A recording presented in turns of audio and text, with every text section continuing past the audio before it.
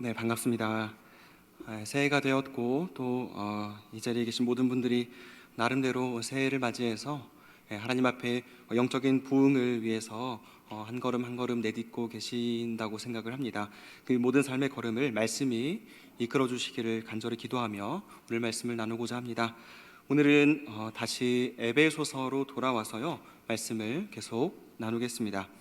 에베소서는 이 연속 설교는 1월까지 끝날 예정이고 2월에는 다른 본문으로 진행될 예정입니다. 우선 지난 2주간에 이 에베소서를 하지 않았고 3주 만에 다시 하기 때문에 이 흐름을 한번 잡을 필요가 있을 것 같습니다. 지난 5장의 말씀, 5장 18절 말씀에서 성령으로 충만함을 받으라 이렇게 말씀을 하고 있었죠. 그리고 그 성령 충만의 결과가 4가지가 있는데 그 마지막이 피차 복종하는 것이다. 21절 말씀에서 그렇게 말씀했습니다. 그리고 피차 복종하는 삶의 태도가 어떤 관계에서 드러나는가? 부부관계, 또 부모와 자녀 관계, 그것을 이야기해왔고 이제 마지막으로 오늘 본문 상전과 종의 관계를 다루게 됐습니다. 이미 본문을 읽으셨으니까 오늘 말씀은 상전과 종이 서로를 어떻게 대해야 하는지 말하는 본문이라는 것을 알고 계실 텐데요. 어떤 흐름에서 그 얘기를 했는지 다시 한번 생각하자는 거죠. 우리는 성령 충만을 받아야 하고 그 충만의 결과 피차 복종하게 되는 것이고 그 피차 복종하는 원리가 상전과 종의 관계에서도 작동되어야 한다는 것을 말하고 있는 것입니다. 여기서 놓치지 말아야 할 중요한 포인트는 5장 21절에서 피차 복종하라고 할 때 그리스도를 경외함으로 복종해야 한다고 말한 것입니다. 이게 계속 적용이 됩니다. 부부 관계에도, 그리고 부모와 자녀 관계에도, 그리고 심지어 오늘 말씀인 상전과 종의 관계에서도 결국 그리스도를 경외함이 그 모든 관계에서 복종을 만들어내고 복종을 온전하게 만드는 비결이 된다는 사실, 아무리 강조해도 지나침이 없다는 것입니다. 또 하나 생각하고 넘어갈 것은 오늘 이 종과 상전의 관계가 가족 관계 다음으로 나온다는 것입니다. 물론 가장 가까운 관계부터 얘기하고, 즉 가족부터 먼저 다루고 나서 그 다음에 자연스럽게 더 먼 관계를 얘기하는 것은 자연스러운 순서긴 하죠. 그럼에도 제가 보고자 하는 것은 흔히 말하는 이 에베소서의 가정 의무 목록, 이 가정 의무 목록이라고 하는 그 목록, 부부와 부모 자녀 관계를 다루는 이 본문에서 연장선으로 이 종과 상전의 관계를 함께 다루고 있다는 것에 주목할 필요가 있습니다. 이전에는 사람 대우를 받지 못했고 가족의 울타리에도 들어오지 못했던 종이라는 존재를 이처럼 가정 의무 목록의 연장선에서 다루고 있다는 것은 고대 사회에서 이 세상에서는 종이라 부르고 차별하지만 세상에서 잘못 대우한 그 존재를 성경은 전혀 다른 시각으로 대우하고 있음을 알려주고 있습니다. 똑같은 한 사람이고 존중받아야 될 한 인격이라는 것, 그래서 누군가의 가족이 되어야 하고 또 나아가 복음을 믿고 회심해서 구원을 받았다면 사회적으로 종의 신분에 있다 할지라도 영적인 가족 공동체, 곧 교회의 일원이 되어서 그에게도 한 인격으로서 감당해야 할 소명을 주고 또 사명을 주어야 한다는 것을 말하고 있는 것이죠. 바울이 이 종에게 교훈을 계속 주고 있다는 것은 나쁜 의도가 아니라 오히려 그가 그 교훈을 듣고 받고 수행할 가치가 있는 존재, 그러한 한 성도로서 한 지체로 분명히 인식하고 있다는 것을 의미하는 것입니다. 이 점을 염두에 두고 오늘 말씀을 보아야 할 것입니다. 다만 모든 것을 다 다룰 수는 없을 거예요. 상전과 종의 관계를 오늘날로 말하자면 고용인과 피고용인의 관계로 치환할 수 있을 텐데요. 나아가서 이 모든 관계를 기초로 해서 여러 가지 사회적 이슈를 다 얘기할 수도 있습니다. 칭찬, 격려, 질투, 경쟁 같은 개인적인 관계에서부터 노사관계, 시민 불복종과 같은 사회 주제들, 그리고 혹은 공직윤리나 아니면 공권력에 대한 이슈들도 함께 생각해 볼 수 있는 본문일 수 있습니다. 당장 노예제도를, 성경에 나오는 노예제도를 우리는 어떻게 바라볼 것인가, 이러한 이슈를 생각해 볼 수도 있습니다. 그러나 지금 그 모든 것을 다 할 수는 없습니다. 시간이 없기도 하고요. 그리고 설교 자체의 목표라는 것이 그런 게 아니라는 점도 기억을 해야 합니다. 자칫 어느 한 가지 사회적 이슈에 지나치게 함몰되는 것은 오히려 우리로 하여금 균형을 잃게 만들기 때문입니다. 그리고 우리 모든 관심 주제는 하나님의 말씀 자체, 그 모든 관심들도 하나님의 말씀 자체를 더 선명하고 바르게 이해하고 더 곱씹은 후에 고민해도 늦지 않다는 것이죠. 아니 오히려 그렇게 하는 것이 우리 모두에게 유익한 것임을 기억하시기 바랍니다. 이를 전제로 하고 오늘 말씀을 보시죠. 오늘 말씀은 명확히 구분됩니다. 5절에서 8절까지는 종이 상전을 어떻게 대해야 하는가, 그리고 9절 한 절은 상전이 종을 어떻게 대해야 하는가 가르치고 있습니다. 우선 종에게 기본적으로 요구하는 것은 순종하고 섬기는 것입니다.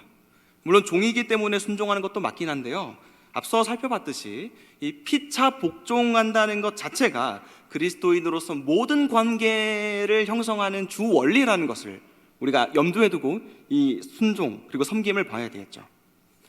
종에게 섬김이라고 말하는 것은 상전이 무조건 섬김을 받는 위치에 있다는 것을 전제하는 게 아닙니다.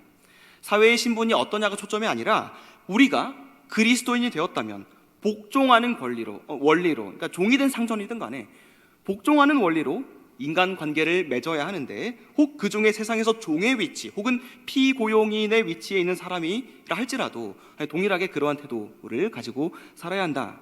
이것이 기본 전제라는 것이죠.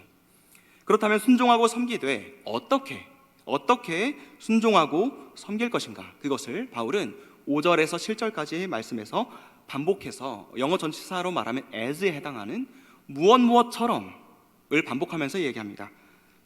똑같아요. 5절에는 그리스도께 하듯, 6절에 보면 그리스도의 종들처럼, 7절에서도 주께 하듯이라고 합니다.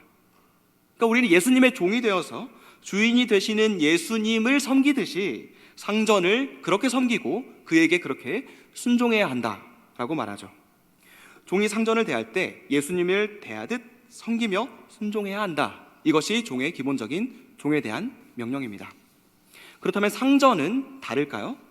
그렇지 않습니다. 사실 분량만 보면은 종한테 내절이나 하려 하면서 많은 것을 요구하는 것처럼 보이지만 사실은 그런 의도가 있는 것은 아닙니다. 9절 한 절에 이 상전에 대한 명령을 하는데 사실 그 메시지가 아주 단호합니다. 뭐죠? 너희도 똑같이 해라. 다르지 않다는 거예요. 구구절절 설명할 필요가 없다는 것이죠. 똑같다, 섬겨야 한다 라는 말입니다. 그래도 우리는 뭔가 다르지, 그래도 우린 달라라는 인식을 철저히 버리고 똑같이 섬겨야 한다는 것입니다. 고대 사회에서 굉장히 파격적인 주장이 아닐 수 없는 것이죠. 누구는 무조건 섬겨야 하고 누구는 무조건 섬김을 받는 게 당연했던 그러한 고대 계급 사회의 전통과 관습을 초월하는 가르침이기 때문입니다. 그렇다면 오늘 말씀이 우리들에게 특히 사회에서 여러 위치에 있는 사람들과 만나고 또 그들과 같이 일하며 사는 우리들에게 어떤 메시지를 주는지 생각해 보길 원합니다. 지금 시대는 고대 사회처럼 상전과 종이 확연히 구분되지는 않기 때문에, 또 바울이 이 둘을 무조건 딱 잘라서 서로 다른 명령을 주는 게 아니라 실은 같은 명령을 주고 있기 때문에, 그리고 현대 사회 구조가 너무나 복잡다단해서 내가 어디에서는 윗사람이 될 수 있는 반면에 어디에서는 아랫사람이 될 수도 있는 그러한 복잡한 관계망 속에서 살아가는 우리들이기 때문에 오늘 상전과 종을 모두 아우를 수 있는 몇 가지 교훈을 함께 생각해 보고자 합니다. 4가지인데요, 모두 무엇이 중요하다, 무언가가 중요하다라는 말로 메시지를 전하려고 합니다. 첫 번째는 마음이 중요하다라는 사실을 말씀드리고 싶습니다. 바울은 종에게 반복해서 그리스도를 섬기는 것처럼 섬기라고 말하면서 무엇처럼은 하지 말아라 라고 하는데, 뭐냐면 사람을 기쁘게 하는 자처럼은 하지 말아라, 이 6절의 말씀이죠. 그러면서 사람을 기쁘게 하는 것이 무엇인지 설명을 덧붙이는데요, 바로 눈가림만 하는 것입니다. 여기서 눈가림만 한다는 말은 눈만 섬긴다, 그러니까 그 사람의 눈까지만 섬긴다라는 뜻을 갖고 있어요. 그러니까 내가 상대하는 그 주인, 상전의 모든 인격을 두고가 아니라 그 사람의 눈까지만 섬겨준다는 거예요. 그러니까 주인 눈에 보기에 좋은 것까지만 딱 하고 안 하는 거죠. 나머지는 안 섬기는 겁니다. 전인격적인 섬김을 동반하지 않는 거예요. 주인 혹은 나를 고용한 고용인과 마음을 같이 하고 목표를 같이 하고 또 일에 대한 태도와 마음을 같이 해야 하는데 그렇게까지는 하지 않는다는 겁니다. 눈치를 살살 보는 거죠. 열심히 하긴 하지만 단지 그 주인의 눈에 띌 만한 요소만 신경 쓰면서 열심히 하지 전체 일을 고려하면서 헌신하지 않기 때문에 순간순간 주인에게는 잘 보이는 것처럼 지내도 결국에는 자신이 섬기는 주인에게 결코 유익하지 않은 결과를 낳게 되는 것이죠. 일의 본질과 사명보다는 그냥 일의 거칠에만 남고 외식만 하게 되는 것, 이것이 눈가림만 하는 것입니다. 근데 비슷한 얘기를 상전에게도 합니다. 9절 마지막 부분을 보면은요, 예수님이 사람을 외모로 취하지 않으시듯이 상전도 자신의 종들을 그러한 외모를 기준으로 하여 그런 기준으로 대하지 말 것을 말하고 있습니다. 그러니까 마음이 실려야 된다는 것이죠. 진심이 담겨야 한다는 겁니다. 그럼 왜 우리는 일을 하면서 그리고 또 함께 일하는 그 관계들 속에서 겉으로 그렇게 드러나고 보이는 것에 집중하곤 할까요? 그렇게 사람의 눈까지만 섬겨보고 통하면 그게 편하기 때문입니다. 그리고 그것이 우리에게 손쉬운 안정성을 주기 때문인 것이죠. 크게 노력도 안 하고 마음도 크게 실지 않았는데 일의 결과가 나쁘지 않은 거예요. 잘 굴러가는 거예요. 주인도 그걸 잘 봐주는 거예요. 손쉽게 안정성을 얻는 것이죠. 그리고 이런 패턴이 계속됩니다. 이런 삶의 방식을 결국에는 버리지 못하게 되는 것이죠. 주인이 볼 때만 열심히 한다는 것은 실은 게으름을 피우는 것입니다. 볼 때만 열심히 하고 안 볼 때는 아니니까요. 이중적인 모습이죠. 그리고 이 이중적이라는 것 자체가 이미 거짓이라는 것을 함축하고 있습니다. 어떤 건 맞지만 어떤 건 틀린 거죠. 앞과 뒤가 다른 것입니다. 이런 게으름과 이중성은 분명히 죄라고 할 수 있습니다. 주인이나 고용인도 마찬가지죠. 당장 눈에 드러나는 지표만 보고 비인간적으로 직원을 대하고 아랫사람들을 쪼아대면 당장의 성과가 나오니까 손쉬운 안정성을 또 택하는 겁니다. 즉, 거기에 이바지하는 사람들만 잘 대해주게 되는 것이죠. 그런 기준으로 사람을 바라보고 평가하고 판단해 버리는 것입니다. 그러나 바울은 마음이 중요하다라고 분명히 강조합니다. 5절 말씀에서 두려워하고 떨며 성실한 마음을 요구하죠. 여기서 이 성실하다는 것은 일종의 단순성입니다. 이중적인 것이 아니에요. 앞과 뒤가 겉과 속이 다르지 않은 것이죠. 오직 한 가지 마음, 즉 주인에게 순종하고자 하는 그 한 가지 마음을 일관되게 갖고 있는 것. 그러니까 눈가림하는 이중성, 거짓됨, 교활한 것, 위선적인 것과는 완전히 반대되는 마음을 가져야 한다. 이렇게 요청을 하고 있습니다. 6절에서도 하나님의 뜻을 행하되 마음으로 행하기를 권하고요, 7절에서도 기쁜 마음으로 섬기라고 말합니다. 마음이 중요하다는 것입니다. 심지어 오늘 말씀은 열심을 내라든가 열정을 강조하지도 않고 탁월한 능력이 있어야 된다라거나 눈부신 재능 같은 것을 강조하지도 않습니다. 일을 얘기하는데 그 모든 것보다 중요한 것은 그 일에 대한, 그리고 함께 일하는 사람들에 대한 우리의 진심 어린 섬김의 마음, 그것이 중요하다는 것이죠. 나의 존재의 가장 깊은 곳에서부터 우러나오는 그 진심으로 섬겨야 한다는 것입니다. 혹시나 여러분들은 주인의 눈까지만 섬기는 삶을 살지는 않으셨습니까? 딱 벌받지 않을 만큼만 살면서 법을 요리조리 피해 다니는 사람처럼 징계를 먹지 않을 만큼 적당히 움직이는 모습들 우리에게 없었습니까? 다시 우리의 마음을 돌아보기를 원합니다. 주님께서 그 관계에 우리를 부르셨음을 기억하며 우리의 마음을 힘껏 쏟을 수 있기를 바랍니다. 그리고 두 번째는 주님의 뜻이 중요하다는 것입니다. 처음에는 마음이고 두 번째는 주님의 뜻이 중요하다는 것입니다. 6절 말씀에서 바울은 하나님의 뜻을 행하라고 말하죠. 상전에게 순종을 하는데 상전과의 관계에서 상전에게 반응하는 우리 모두의 반응은 궁극적으로 하나님의 뜻을 행하는 쪽으로 나아가야 한다는 거죠. 그 앞에 보면 눈가림만 하여 사람을 기쁘게 하는 자처럼 하지 말라라고 했죠. 주님께서 그 자리에 부르셨다는 그 사명감을 상실한 채 그저 윗사람의 시선만 의식하는 태도들을 멈추라는 겁니다. 자칫 그렇게 살다 보면 주님의 뜻보다는 사람의 뜻을 행하고 주님을 기쁘게 하기보다는 사람을 기쁘게 하기 때문입니다. 이 땅의 주인만 의식하다 보면은 주님의 뜻을 놓치기가 쉽습니다. 주님의 뜻에 반하는 일도 하기 쉽습니다. 우리는 상전의 뜻이 주님의 뜻에 반대될 때 더 높으신 하늘의 주인의 뜻을 따라 행해야 합니다. 주님께서 하라고 하시는 그 일을 주님이 명하신 방식대로 해야 하는 것이죠. 근데 여기서 한 가지 고려해야 할 게 있습니다.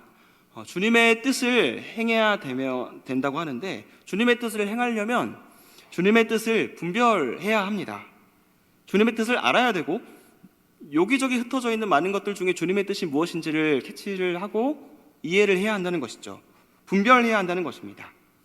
근데 이게 말처럼 쉽지가 않습니다. 어떤 경우에는 굉장히 주님의 뜻이라고 막 과도하게 확신하고 물불 가리지 않고 막 나가는데 많은 사람을 다치게 하는 경우들을 보게 됩니다. 그래도 하나님의 뜻이지, 괜찮아, 이렇게 생각하는 거죠.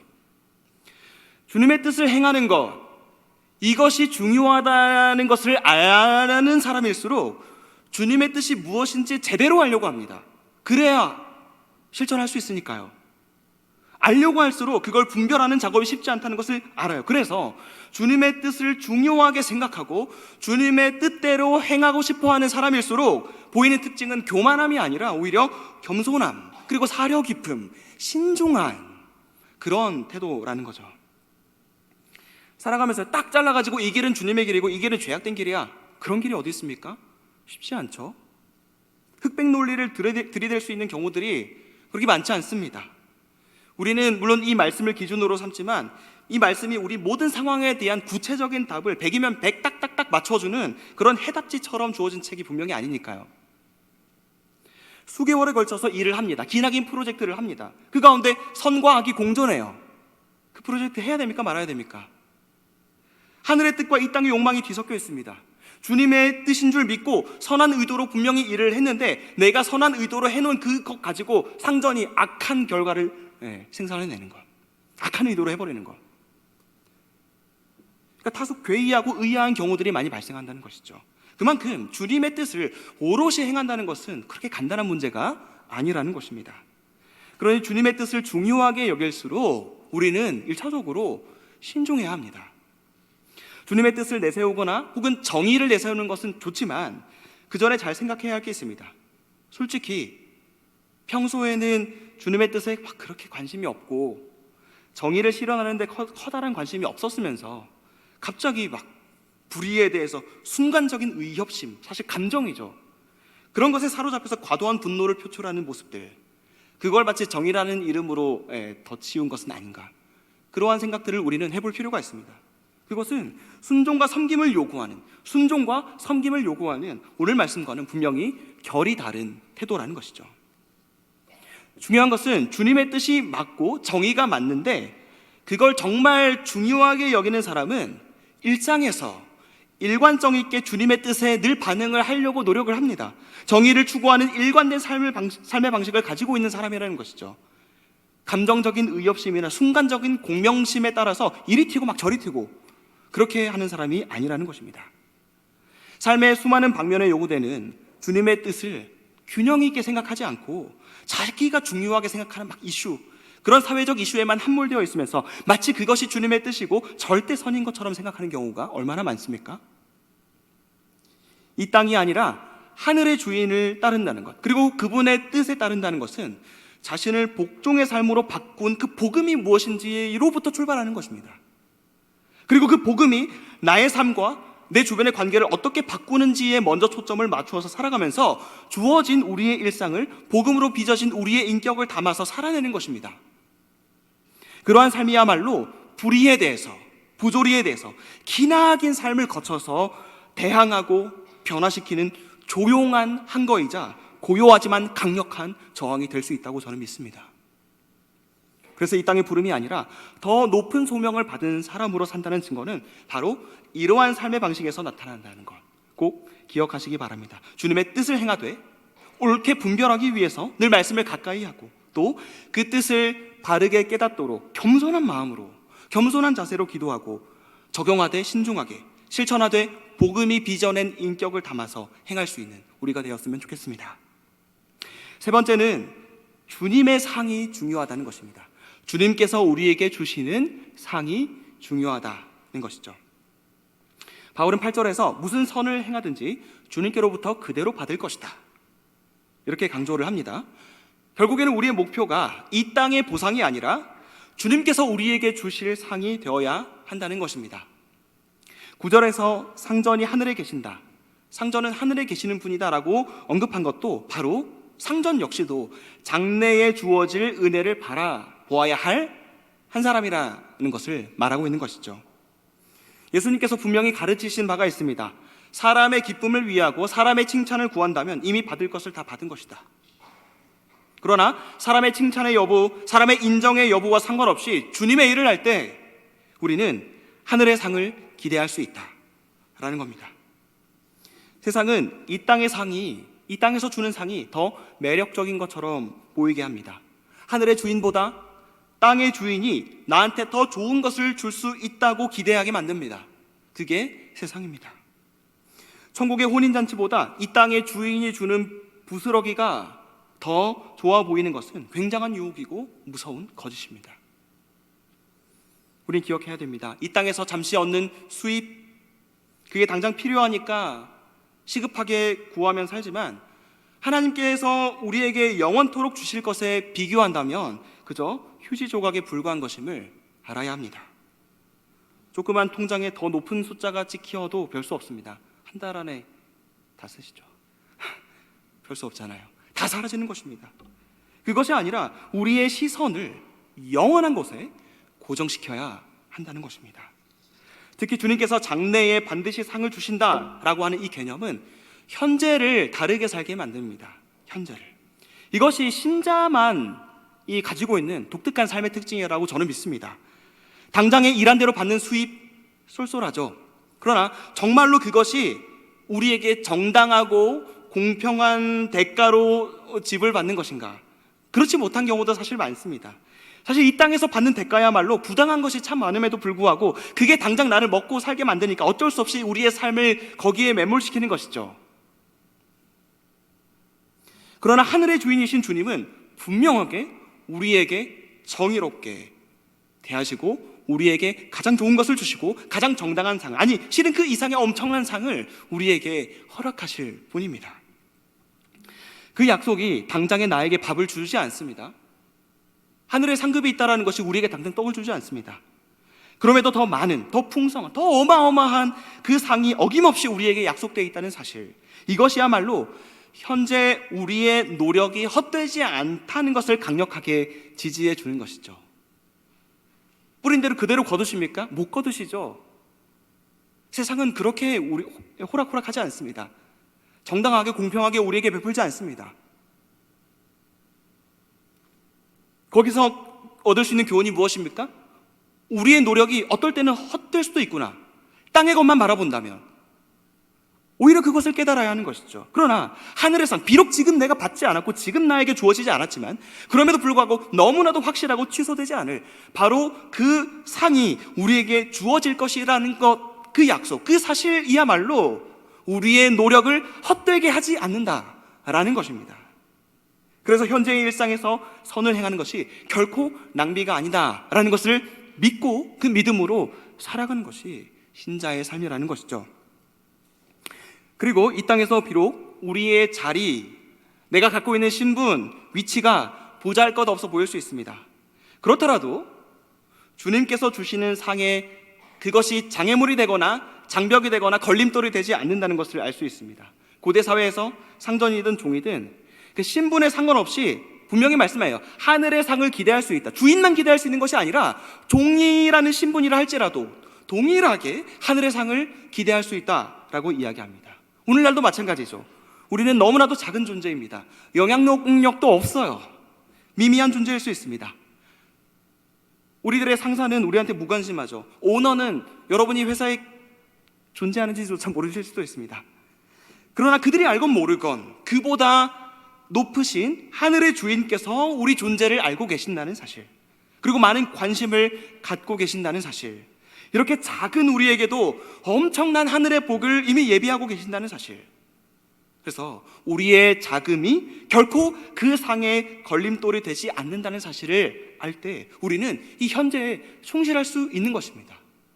비록 작은 존재로 살아가더라도, 미미한 존재로 살아가더라도, 별 영향력 없이 죽는다 할지라도 주님의 뜻을 행했다면, 주님을 섬기듯이 세상을 섬기며 살았다면 주님께서 우리에게 주실 상을 결코 우리가 미미한 존재라고 해서 취소하실 분이 아니라는 것입니다. 그러니 이 땅의 상이 아니라 주님께서 우리에게 베푸실 상을 기대하며 현재를 성실하게 사랑하며 일하며 살아갈 수 있기를 바랍니다. 마지막으로 네 번째, 결론적으로는 주님과의 관계가 중요하다는 사실을 기억해야 합니다. 오늘 말씀은 계속해서 우리에게 하늘의 주인을 의식하게 만듭니다. 그리고 그 주님께 하듯이 다른 사람을 대하라고 하죠. 그렇게 주님 대하듯이 타인을 대해야 한다면 평소에 주님을 어떻게 대하느냐가 중요해지는 것입니다. 주님을 막 함부로 대하는 분은 없겠지만 무관심하고 주님을 사랑하지 않는 것 똑같이 다른 사람에게도 나타난다는 것이죠. 주님과의 관계가 올바르게, 건강하게, 친밀하게 이루어져야 한다는 사실을 알 수 있습니다. 그렇게 주님과의 관계가 깊어질 때 우리의 삶은 두 가지 방향으로 나아가게 되어 있습니다. 하나는 주님의 영광입니다. 주님과 깊이 교제하면 할수록 주님의 영광이 더 중요해집니다. 나의 개인 예배에서, 경건 생활에서 주님을 올바르게 만나고 바르게 만난다면 그러한 우리의 태도는 낮추어지는, 그리고 주님을 높이게 되는 그러한 영적인 태도를 갖추게 된다는 것이죠. 그리고 모든 삶의 자리에서 바로 그렇게 높으신 그 그리스도를 내가 나의 개인의 삶에서 찬양하고 주님을 높였듯이 모든 삶의 자리에서 예수님을 높이는, 또 그리스도께서 정말로 높임 받기를 바라는 그러한 태도로 살아가게 된다는 것입니다. 그래서 골방에서만이 아니라 일을 할 때에도, 특히 상전에 대해서는 주님을 대하는 듯한 그러한 진지함과 무게감을 가지고 대하고 경외심이 담고 있는 그 겸손함으로 모든 일에 임하게 되는 것이죠. 나의 게으름이나 심지어 나의 잘못된 열심으로 인해서 그리스도의 명예가 실추되는 일이 초도 없도록 신중을 기하며 겸손히 섬기는 마음으로 일하게 되는 것입니다. 주님의 명예를 위해서. 다른 하나는 주님의 사랑입니다. 주님과의 관계가 깊어질수록 우리는 주님이 얼마나 사랑스러우신 분인지 알게 되고 더 많이 주님을 사랑하게 됩니다. 그리고 그 주님의 형상, 예수님의 형상이 현실에서 마주하는 모든 사람들에게도 불완전하게 남아있다는 사실을 볼 줄 알게 되고, 주님을 많이 보니까요, 주님과 많이 교제하니까요, 주님이 어떤 분이신지 안다면 그분의 희미한 영광이 모든 사람들 가운데 형상으로서 남아있다는 것을 볼 수 있는 눈이 있다는 것이죠. 그리고 그렇게 보려고 하는 태도를 갖게 된다는 겁니다. 그래서 사랑의 기초에서 그러한 사람들을 주님 섬기듯 섬기게 되는 것이죠. 그래서 내 인생의 작품을 그려내기 위한 어떤 소모품으로 타인을 이용하려 드는 것이 아니라 내 인생의 대의명분을 위해서 그리스도의 형상이 깃든 소중한 한 영혼을 도구화시키는 것이 아니라 진심을 다해서 그 사람을 사랑하는 삶으로 나아가게 되는 것입니다. 사랑스러운 그리스도의 형상을 그 사람에게서 발견하게 되기 때문이죠. 그 사랑 안에 모든 특권을 내려놓고 함께 섬기며 살아갔으면 좋겠습니다. 주님께서 우리를 용납하시고 우리를 사랑하시고 우리를 섬기신 것이 기준이 되어서 우리도 주님이 우리를 대하신 것과 똑같이 상사와 직원을 대하는 것이 그렇게 형평성이 있는 공평한 처사라는 것을 기억하면서 그 섬김을 행할 수 있기를 원합니다. 그래서 주어진 일과 관계에 마음을 쏟으시고 또 주님의 뜻이 이루어지기를 열망하시고 또한 하늘의 상을 기대하면서 주님을 대하듯 우리에게 허락하신 관계를 아름답게 섬겨나갈 수 있기를, 결코 헛되지 않을 그 수고로 주님을 영화롭게 하는 삶을 살아가실 수 있기를 주님의 이름으로 축원합니다. 기도하겠습니다.